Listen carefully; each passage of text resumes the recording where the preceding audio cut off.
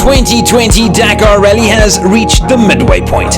Let's look back at Toyota Gazoo Racing's performance during the first half of the 42nd edition of the world's toughest race. After a decade spent in South America, the rally crossed oceans to land in the Kingdom of Saudi Arabia.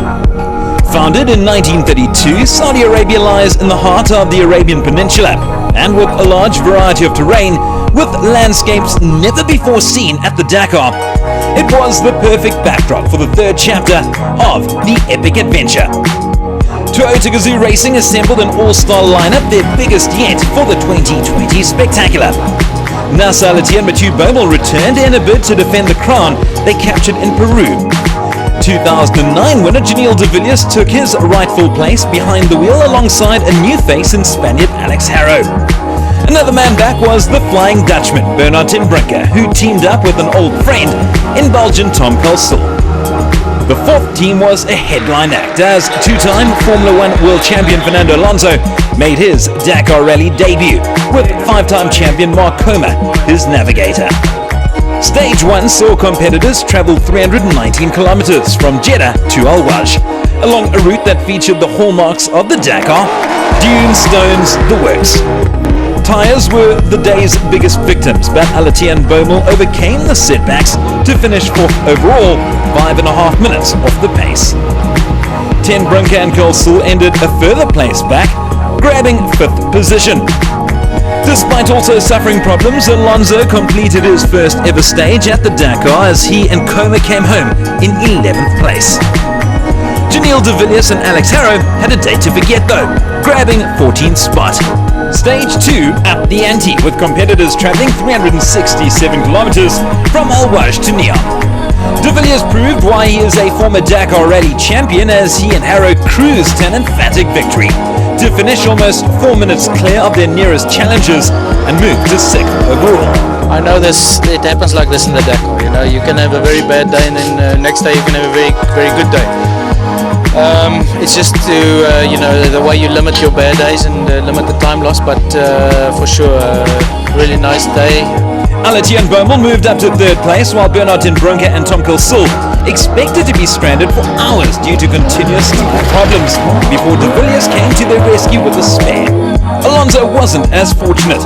While he and Kermit challenged the front runners, disaster struck as they lost a wheel, which cost them hours. At least we are here in the bivouac. When you have a tough days like that, when our front wheel was complete separate to our car, so this means that we spend hours to repair it. But when something like that happens, it's easy that you stay home, no? So at least we are here, still long race in front of us. So we have to be positive. Tomorrow is another day and we will see. Stage 3 saw the competitors remain in Neom as a 404-kilometer circuit awaited them. Al-Attiyah and Baumel had a very enjoyable day in the desert and initially ended the stage in second place. However, they were hit with a 3-minute penalty for failing to pull over for science, and that saw them drop to fifth for the day, which meant Alonso and Comer delivered the best drive for the team as they came home in fourth position. I came here not with the intention of winning Dakar or not with the aim of being in the podium. I came here just to enjoy the experience and compare myself against the best ones on this discipline. The teams welcomed a change of scenery as they headed into Stage 4, a 453-kilometer journey from the future city of Neom to Al Ula. Al-Attiyah and Baumel rebounded brilliantly from their Stage 3 era to take the fight to overall leader Sainz.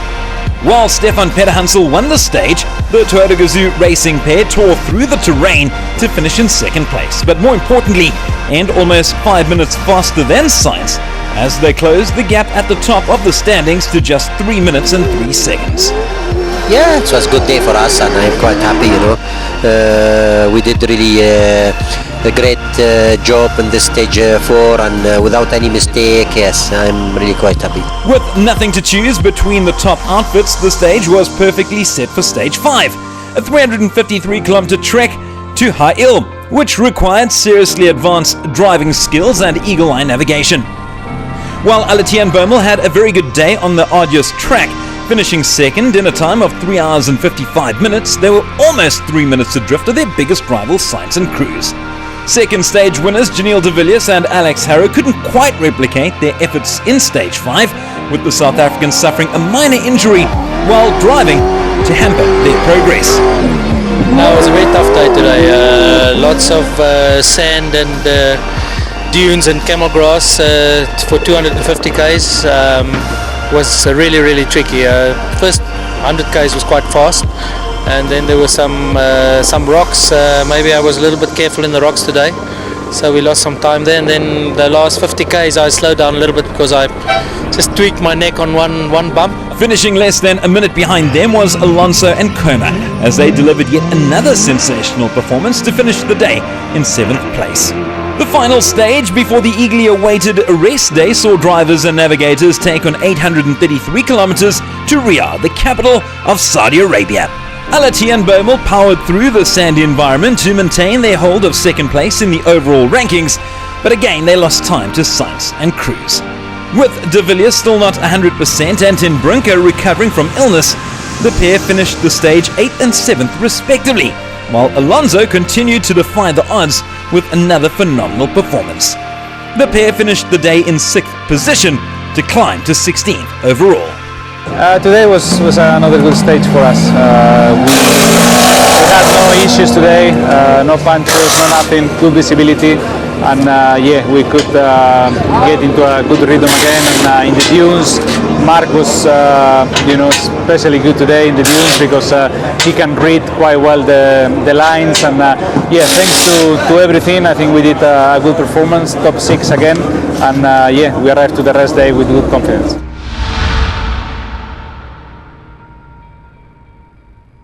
6 stages done, 6 to go.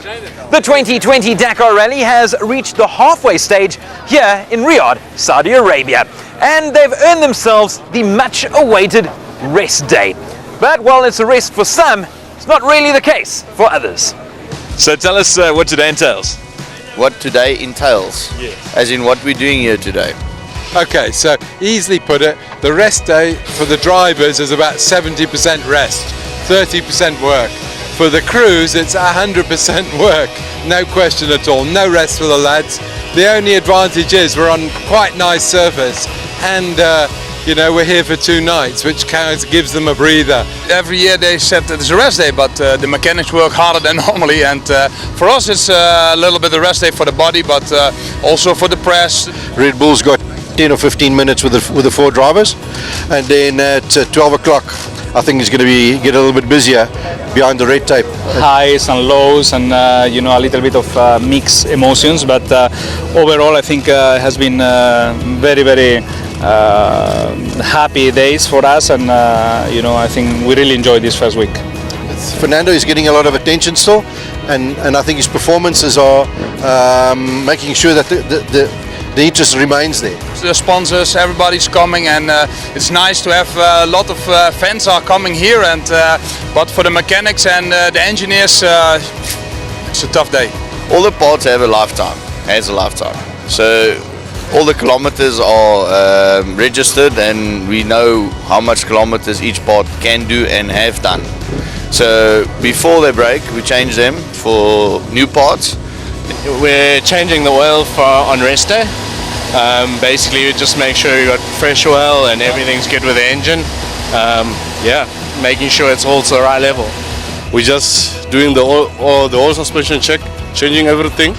It's not that it's broken, it's just that it's a mechanical thing. We have to change them because it's halfway, and everything is going well.